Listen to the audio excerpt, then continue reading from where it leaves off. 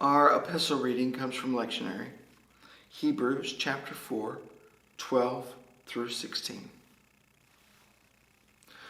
I want to take a moment to reflect on the other lectionary readings that I've talked about in the different videos. I talked about the fact that it's hard for those who see their safety and security in possessions and wealth to leave it behind and follow God. I also mentioned that in Job, it's difficult when we may have left those things behind, or they may have been stripped from us as they were with Job. And then we feel vulnerable. And yet we don't feel close to God because there's no one to put a hand on us both. And how Jesus satisfies that desire to know that we're not alone, that God is with us, that there is a Redeemer, a mediator, an advocate. Both of these concepts come together in Hebrew. In this book of Hebrews, it says that the word is like a sharp sword that divides things. Just like Jesus' words cut at that young man who had wealth. And Jesus says, you must let it slice through. You must let go so that God can enter in. The old saying, it's hard to fill a cup that's already full. How are we to receive God's love and God's grace when our cup is already full of the love for the things we possess and the things we have and our own self-love? The word cuts, the word empties, the word splits, the word divides. The word reveals our sin and lays bare, opens up, makes vulnerable our hearts to God.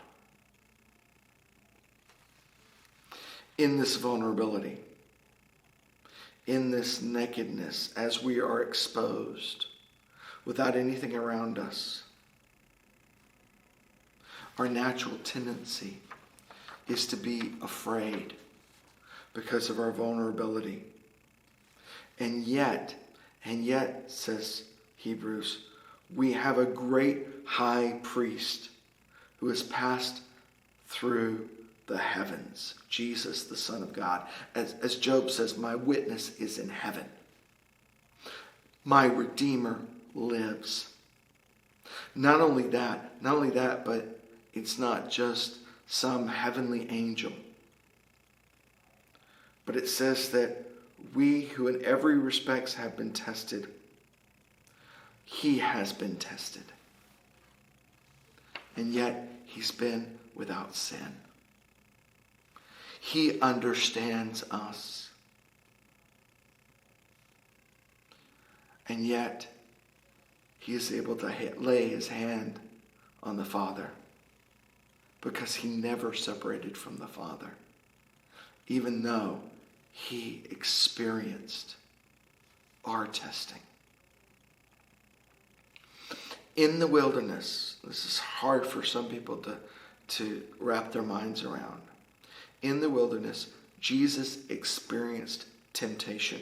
He had physical desires, mental desires, emotional desires.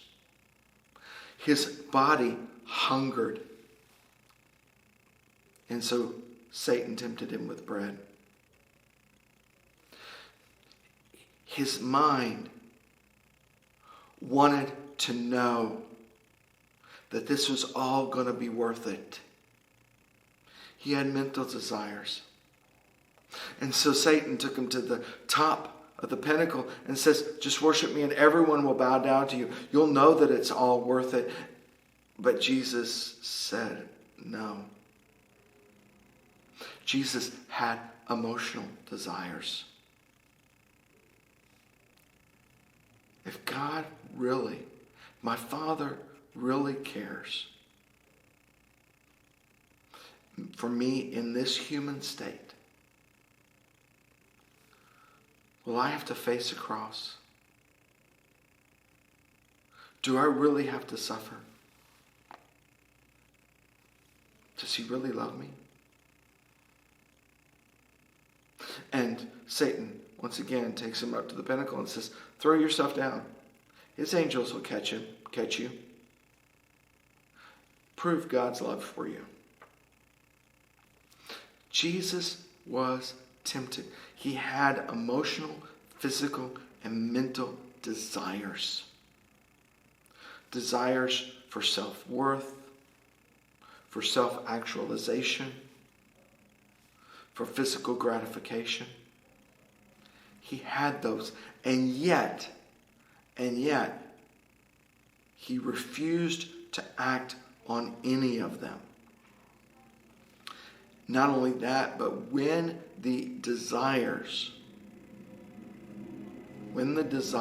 came forward and said, all you have to do is give your heart over to these desires. All you have to do is make this the intention of your heart. Give your will over to me, says Satan, and you'll have all of these. Jesus said, no, my heart belongs to God.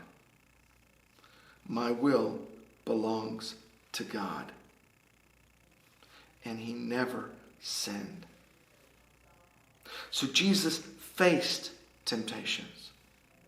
Jesus, even in his perfection, experienced the full temptation of our imperfection. And yet, given the choice, because without free will, temptation means nothing. Given the free choice, Jesus continues to choose thy will, not my will. And because he made that choice, and because he experiences all of our fleshly, all of what it means to be human, all of our desires, he can lay a hand on us and lay a hand on the Father. Let us therefore approach the throne of grace with boldness, so that we may receive mercy and find grace to help in time of need. For we have an umpire, we have a Redeemer, who can lay a hand on us both.